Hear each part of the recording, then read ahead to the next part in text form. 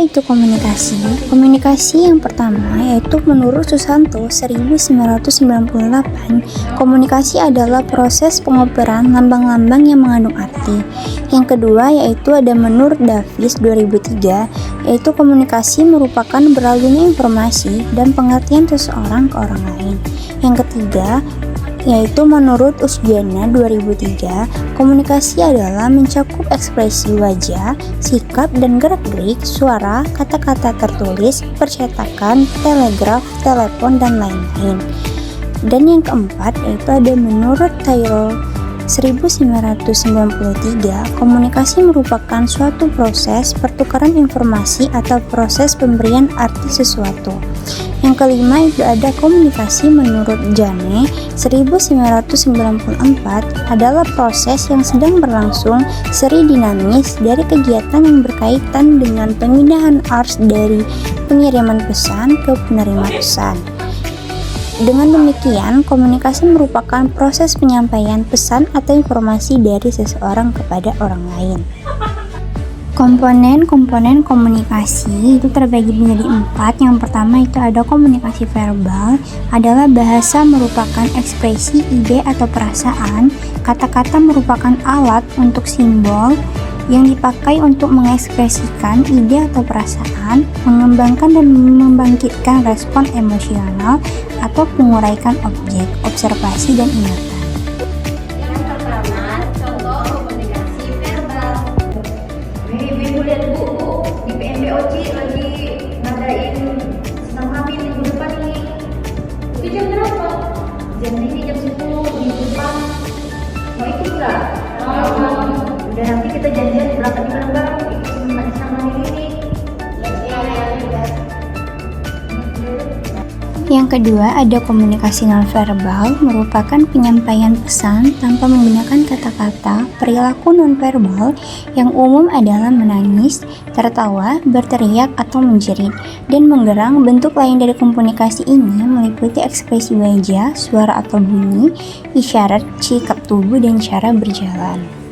Yang kedua ada contoh komunikasi nonverbal. Seorang bidan membukakan pintu untuk pasien yang datang sambil tersenyum ramah dan mempersilahkan pasien untuk duduk dan diikuti dengan sikap tubuh.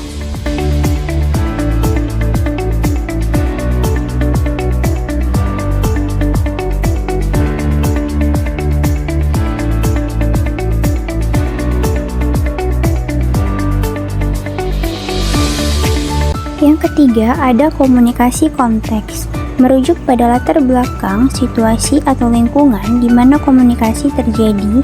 Konteks dapat mempengaruhi bagaimana pesan dipahami dan diterima. Misalnya, pesan yang sama dapat memiliki makna yang berbeda dalam konteks yang berbeda. Umpan balik merupakan proses lanjutan dari pesan yang diterima. Penerima pesan akan memberikan tanggapan atau pesan kembali kepada pengirim pesan.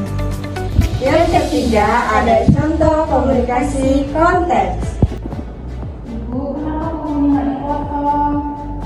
Ini mungkin kalau menurut nenek saya itu, kalau memotong buku sama rambut sama mama itu dapat berdampak pada baju atau pada rambut. Itu benar atau tidak? Saya paham saya itu, tapi menurut medis memotong kuku dan rambut selama kehamilan itu diperbolehkan atau dianjurkan karena itu bisa dapat memberikan kenyamanan sebesar kepada ibu. Dan yang terakhir ada komunikasi umpan balik. Komunikasi ini membantu memberikan kejelasan kepada pengirim pesan bahwa pesan yang dikirim dapat diterima dengan tepat oleh penerima pesan atau sebaliknya. Respon verbal atau nonverbal dari penerima pesan memberikan umpan balik kepada pengirim pesan. Yang keempat adalah contoh komunikasi feedback. Dan kenapa ya saya tuh sering buang air kecil? Itu tuh gimana ya? Kenapa ya? Gimana itu caranya? Kalau saya buang air kecil ya, Bu, saya buang air kecil itu disebabkan karena kan semakin lama perut itu semakin membesar. Beberapa hari ini semakin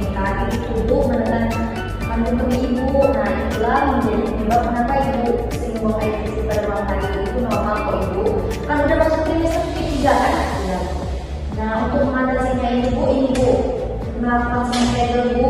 Senam kegel itu kayak memecahkan otot sphincter ani. Ini dapat mengurangi frekuensi untuk isi buang air kecil Bu. Nanti Bu bisa dilakukan di rumah ini Bu.